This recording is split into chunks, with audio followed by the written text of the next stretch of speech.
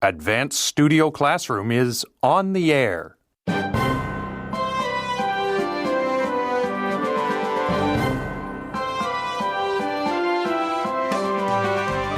Join us today as we discuss the battle against aging.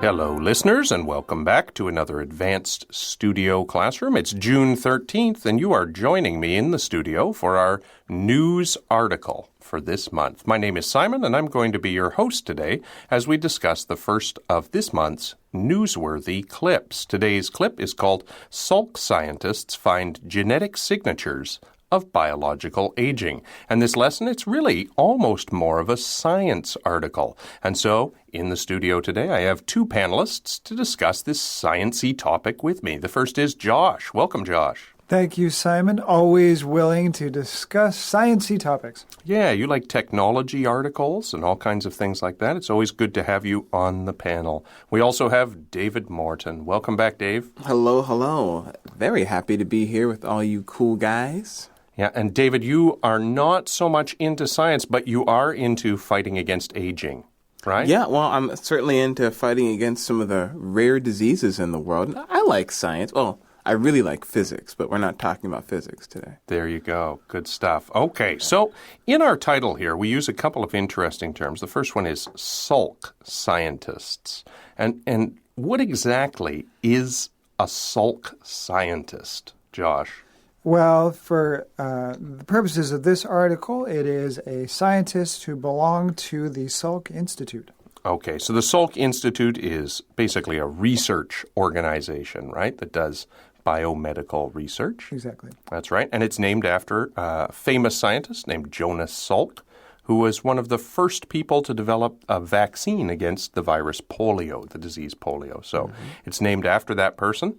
And these scientists who work at this research institute have found a number of genetic signatures that are somehow connected to aging, your body aging, your biology aging.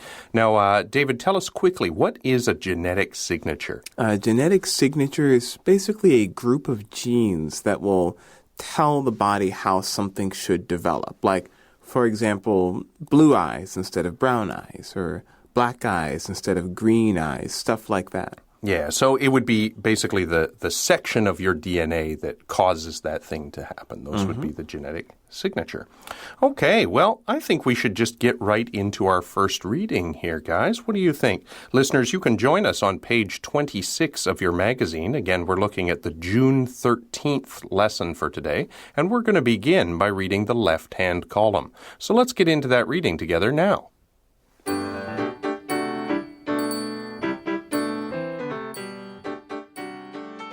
Salk scientists find genetic signatures of biological aging.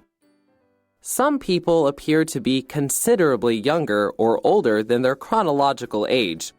Genetic signatures that may help explain this have been discovered by scientists at the Salk Institute.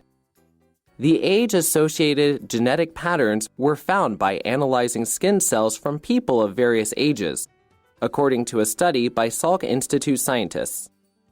Researchers then applied the results to detect genetic signs of accelerated aging in people with progeria, a disease that causes patients to appear far older than their chronological age.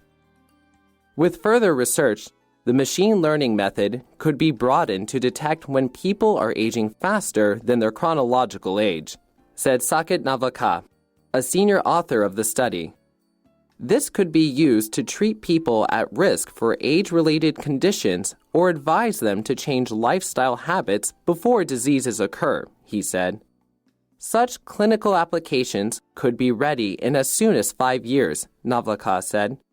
To help other researchers, the scientists have made the machine learning algorithms and underlying data public.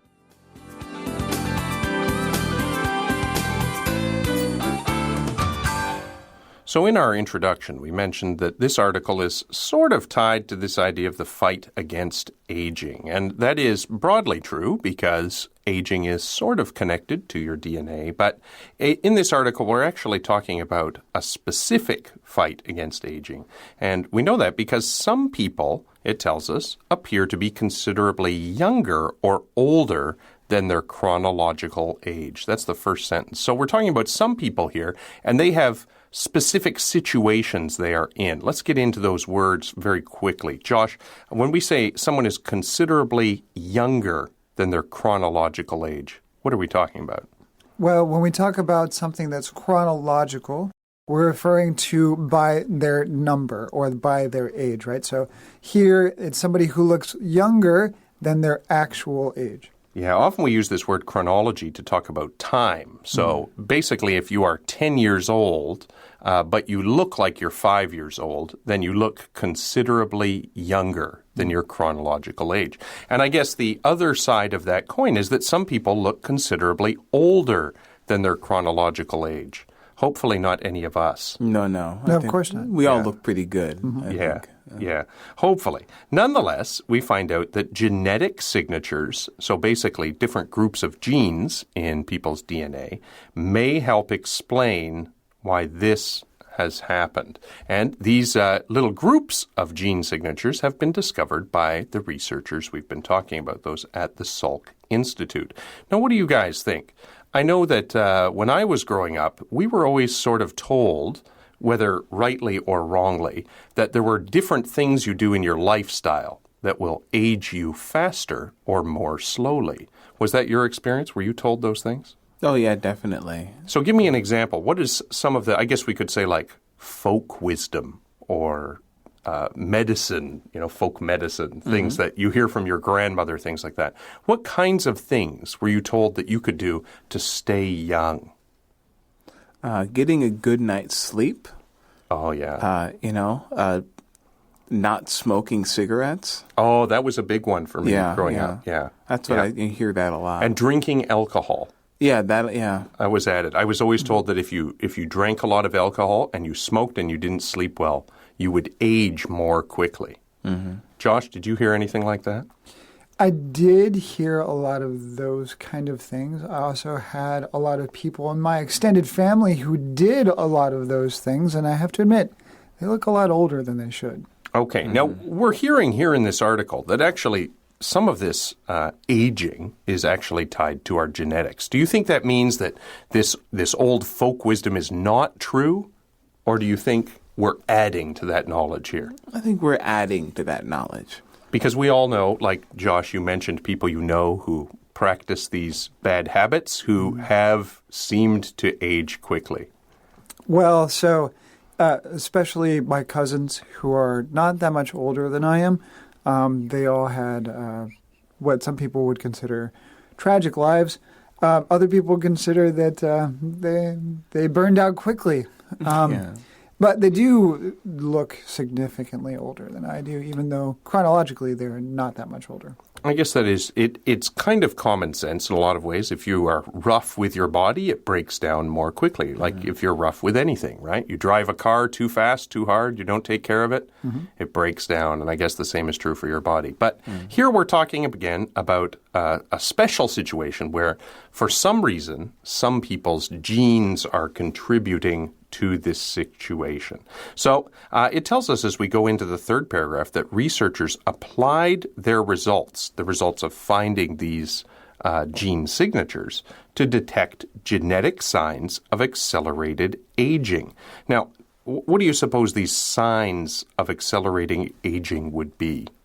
Probably wrinkles on the skin, weakness in the bones, those sorts of signs, Okay, I'm glad you mentioned the weakness in the bones because aging, it happens both on the outside. I thought that's what you guys were going to say. You were going to say gray hair and wrinkles and you start to look old. But there are also internal things. So they're looking for things here that maybe aren't apparent if you're looking at them just with the eye, right? The idea is you're looking for signs of people who are going through accelerated aging. Now, when we say accelerated aging, how What are we talking about, Josh? Well, people who age faster than probably should. Okay, so before they are actually aged, Right. biologically aged, we're looking for signs that they are aging more quickly. That's the idea, right? And then they actually put a name on this situation. They name a disease. What is this disease, David? Progeria. Okay, and it causes patients to appear far older than their chronological age. So again, these are people who look very old. We then go on to learn a little bit more about how they are going about this research. It says, with further research, the machine learning method could be broadened to detect when people are aging faster than their chronological age. Now, the interesting thing in that sentence there is this phrase, the machine learning method. So, Josh, what are they talking about there? They are talking about artificial intelligence. And how are they using that here? Well, so they're using that specifically in a way that we consider artificial intelligence to be artificially intelligent. That is, that given data or input, that a machine can take that data set and extract some information out of it in order to learn more about more data. So there are a lot of different terms people use when we're talking about artificial intelligence. For example, people will say things like deep learning. Sure. Are we talking about the same kinds of terms here? They are the same kinds Like of terms. data mining, Yeah, deep learning? Deep learning. Artificial intelligence is still a technology that is being defined as we develop it and as we discover new methods in order to work with machines and how they handle information and the algorithms that sort of determine the results that they get out of information. They also are coming up with new terminology in order to describe different aspects of that process. Okay, so this is the method they've used here. And we mentioned that there are signs you can see very easily someone is getting older, but there's also signs you maybe can't see. Maybe even things that are happening on like a chemical level or a microscopic level. And so with the help of this machine learning method, they're able to figure out what those signs are. And they go on in this paragraph to say, this could be used to treat people at risk for age-related conditions, or advise them to change lifestyle habits before diseases occur, he said. Okay, so there's two things there. One is they're looking for people at risk, but then they're going to do two things with them. What's one of those things? Well, they're going to treat people who are at risk for age-related conditions. So it's kind of like, treat them, meaning like if they can identify that this person is at risk for maybe arthritis, then they can maybe help them get on some special, to get more calcium, which helps your bones, or to start doing some kinds of treatments that could improve the situation before it gets too bad. Okay, so basically the key here is that there are age-related conditions that people just seem to get as they get older. And you mentioned arthritis. Another one would be like heart disease or diabetes. Different diseases like that tend to be things that people don't get so much until they're a bit older. They kind of hit a certain age, and then people start to develop these illnesses. So they're looking for ways to know which people's genetic information is directing them towards that outcome. And that way they can see if the person has this thing already, they can start treating it early. And if the person doesn't have it yet, but is kind of on the road to it, they can encourage them to change their lifestyle. So particularly with something like heart disease, they can encourage people to change their diets. They can encourage people to get more exercise, things like that. Right. Or in pretty much any other age-related disease where they encourage you to eat better and exercise more. Right, yeah. That's kind of most of the advice, right? It's like, oh, you should exercise more and stop smoking.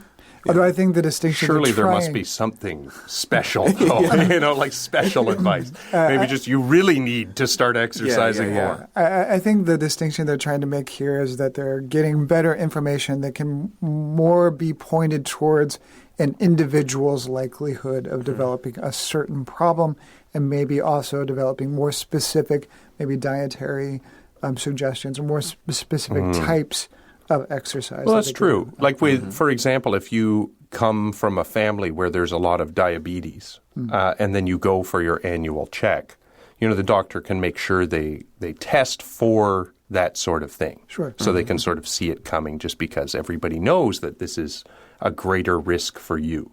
Right. Yeah. And I think with all medicine these days, there's really a push to make things more preventative instead of reactive. Like keep people from even developing the disease as opposed to just treating it once they already have it. Yeah. Get involved as early as possible. So how long is it going to be until we can see this sort of help, these insights from our genetic code? Well, it says that clinical applications could be ready in as soon as 5 years. Okay. And in order to help facilitate this process, in order to help make things move along more quickly, these researchers have made the machine learning algorithms and underlying data public. So when they say they've made their algorithms public, Josh? That's fantastic. What does that mean, though? So for people who are not familiar with an algorithm, let's just try and give you like a very simple explanation. It's what we like to call if-then statements. So if a certain condition occurs, then you make a decision about what that information means. But algorithms can be very complicated. So if you think of a long, complicated formula of if-then statements, that's basically what an algorithm is. See, I always think of them as a set of instructions for how to do something. That's right? where the if-then comes in, right? So if something happens, then you do this. Then do this. Okay, so let's give an example with brushing your teeth. If you wake up in the morning, you should brush your teeth. Yeah. Right? If there's no toothpaste on your toothbrush, then apply toothpaste to your toothbrush. That's a very good if-then statement. Excellent. Then you actually continue on that way until your teeth are brushed. Right? Exactly, yeah. There we go. So that's an algorithm. So basically they're explaining to people in detail how to do this research and how to do further research, how to use the information. They're also making the data available for other researchers so they can, analyze the data in their own ways and do their own research with the same data set. So, like you said, Josh, that's good news. We don't always see researchers sharing willingly information, right? That's true. And because most people will do what they call proprietary, which means that they want to own their research and not share it with other people. So then if there's any sort of money to be had or made from the research, that they get to earn all of the money. Or maybe they just want to publish all the papers they can publish on it before they turn it over to other people, to further their academic careers. Okay, that brings us to our second reading for today. Listeners, again, you will find that on page 26. We're going to look at the right-hand column, and we're going to read it all the way through to the end of today's lesson. Let's have a look at that now.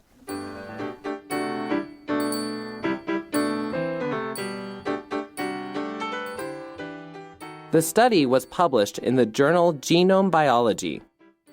Navlaka said the project began as a conversation in the Salk Institute courtyard between him and Martin Hetzer, the other senior author. The two brought in another Salk scientist, Jason Flesher. They set up the project to examine the data without presuppositions about where signs of aging might be found, Navlaka said. The outcome was a black box prediction for age. It found the age-related genetic changes, but without explaining why they were important.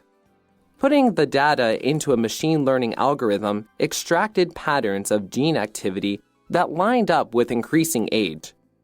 Using these biomarkers, the team was able to predict a person's age with a median error of 4 years. To verify that the molecular signature was real and not an artifact or coincidence, researchers then applied the machine learning process to the genomes of 10 people with progeria from ages 2 to 8. These were predicted to be about 10 years older than their chronological age.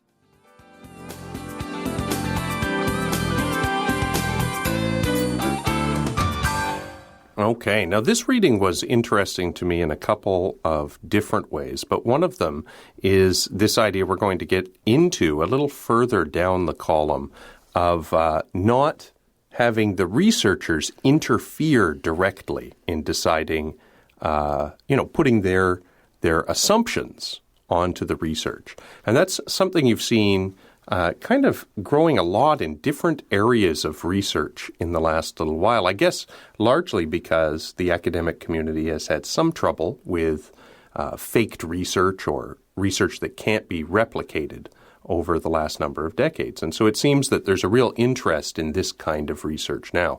And as we go through this column, I'll try to point out to you some of the language that they're using here that suggests this is what's happening. First of all, this reading started by telling us where this study was published. It was published in a research journal called Genome Biology. And then they tell us how the idea for this project came about. Dave, can you tell us, how did they come up with this idea? Well, the project began as a conversation in the Salk Institute courtyard between him and someone named Martin Hetzer, who was another senior author. Okay, and then they decided to bring in another scientist and set up a project. Now, this is where we get into the language where they're not using those assumptions. I guess traditionally, researchers start with assumptions, right? The things we believe we know about different things, and then you try to build on that. So you come up with an idea, like, for example, we know that people who are getting older get gray hair. So let's look at gray hair. That would be an example of maybe starting with an assumption. Why is it an assumption? Well, because maybe not all people who are getting older get gray hair at the same time or get gray hair or whatever, right? But what they say here is that they set up the project to examine the data without presuppositions about where signs of aging might be found. And so what do we mean by that exactly, Josh? Presuppositions about where signs of aging might be found. Well, it goes to what you were talking about, having an assumption or a presupposition or a guess of what might be happening before you really understand what's happening. So like my example of gray hair. It's a very good example because I don't know if you know anyone who has gray hair, but it's actually really quite youthful. Because I do. I have a friend whose hair went white fairly early, probably in his mid to late 30s. But his skin is in perfect condition. He is very, very high energy. He is getting close to 50 now, but you would not know it from his day-to-day activity, although his head of hair went from dark black to almost a shocking white. Wow. There you go. So if we were to assume that changing a hair color is related to aging somehow, then we would spend a lot of time and energy looking at what might affect changing your hair color. Now, to break that down very clearly, when you say, if we were to assume that gray hair is a sign of aging somehow, you mean things like if you see a person with gray hair, you assume they are aging fast, so you start to check them for things like heart disease and diabetes and arthritis, like we said before. Right. But you might not be going the right way because this person you know doesn't deal with any of those problems. Exactly. Even though they have gray hair. Right. So the idea here is to find other clues that a person's body is aging quickly, wherever those might happen to be, right? They say here that the outcome was a black box prediction for age. Now, this term black box, I mean, a box that is black, right? Yes. But what exactly are we talking about here? I mean, we're talking like the blackest box. Well, yeah. No. One that you really can't see inside you of. really right? can't see. Well, there you go. Well, that's actually it, right? Yeah. One you it's really can't something- see inside of. Yeah. So tell me, what is a black box when we use it in like a research context, when we're discussing black box research or something? It basically means like you know what you put in, you can see what comes out, but you can't see inside, right? Yeah. So there's like a degree of, I guess, mystery as to how the output is being generated, but you can see what you put in and what comes out. Well, and the other things that people are often talking about there, not just seeing what's inside, but the idea that you're not interfering with what's inside. And maybe more importantly, the idea that this thing is being checked in isolation. So you're not looking at it as it relates to all these other things in the outside world. So there's different ways we use this term, like a black box in research, right? But here essentially what they're saying is they want to find out, I guess since they're using machine learning, they want to find out what the data says is a good sign of aging without any interference from the researchers. Right? Yeah, and it also says here in this next sentence that it found that the age-related genetic changes, but without explaining why they were important. So they were able to come up with some data that was kind of highlighting what the age-related changes were, but not really giving them an understanding of why those changes were important or even really exactly what was happening in order to determine those changes. Okay.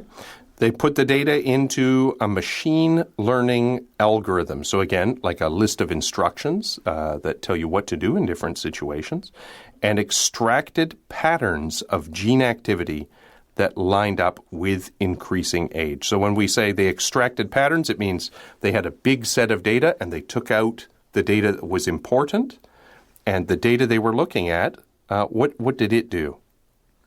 Yeah. Well, it helped them determine these biomarkers. So this is sort of similar to genetic signatures, but these are like individual marks or data points. Okay, so really when you have this biomarker, you are actually aging, right? Not just a symptom or a thing that makes it look like you're aging. Yeah, like a guess or something. But this is actually a clue that you are biologically aging.